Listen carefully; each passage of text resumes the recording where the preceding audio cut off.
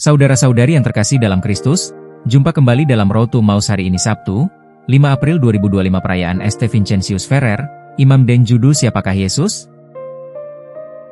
Bacaan diambil dari Injil Yohanes. Beberapa dari orang banyak yang mendengar perkataan Yesus berkata, "Dia ini benar-benar nabi." Yang lain berkata, "Dia ini adalah Kristus." Tetapi yang lain berkata, "Apakah Kristus datang dari Galilea? Bukankah ada tertulis dalam kitab suci bahwa Kristus akan datang dari keturunan Daud dan dari desa Betlehem, tempat Daud?" Maka timbullah perpecahan di antara mereka karena dia. Beberapa orang dari mereka ingin menangkap dia, tetapi tidak ada yang melakukannya. Para penjaga baik-baik saja, dan ketika mereka kembali, para pemimpin bertanya kepada mereka, "Mengapa kamu tidak membawanya?" Para penjaga menjawab, "Belum pernah ada orang yang berkata seperti dia."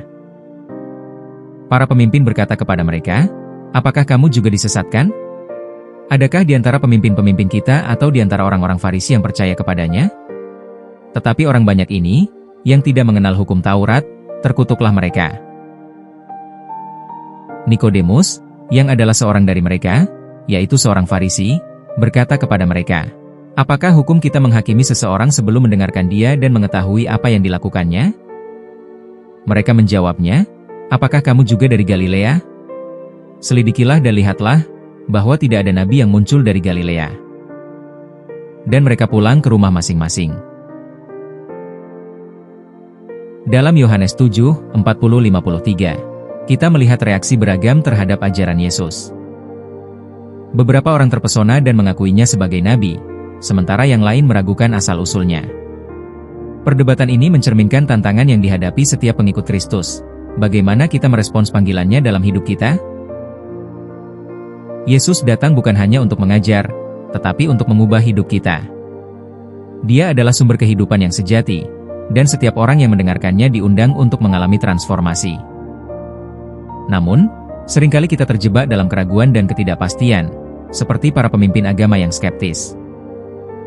Mereka lebih memilih tradisi dan hukum daripada membuka hati untuk menerima kebenaran yang baru. Dalam konteks ini, kita diajak untuk merenungkan sikap hati kita. Apakah kita bersedia untuk mendengarkan suara Tuhan dan mengikutinya, meskipun itu mungkin bertentangan dengan pemikiran atau tradisi kita? Menjadi pengikut Kristus berarti berani mengambil langkah iman, meskipun jalan yang kita tempuh tidak selalu mudah. Kita dipanggil untuk menjadi terang di tengah kegelapan, menunjukkan kasih dan pengertian kepada sesama, serta berbagi harapan yang kita temukan dalam Kristus.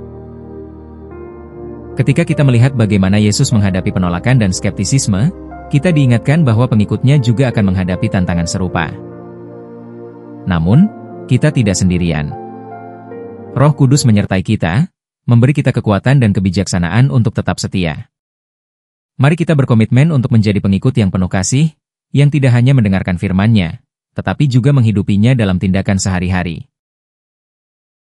Marilah kita berdoa. Tuhan yang penuh kasih, terima kasih atas firman MU yang mengubah hidup kami. Bantu kami untuk mendengarkan dan mengikuti MU dengan sepenuh hati, meskipun ada tantangan dan keraguan. Ajar kami untuk menjadi terang bagi orang-orang di sekitar kami, menunjukkan kasih dan pengertian dalam setiap tindakan. Kami ingin menjadi pengikut MU yang setia, yang hidup dalam kebenaran dan kasih MU. Dalam nama Yesus, kami berdoa. Amin.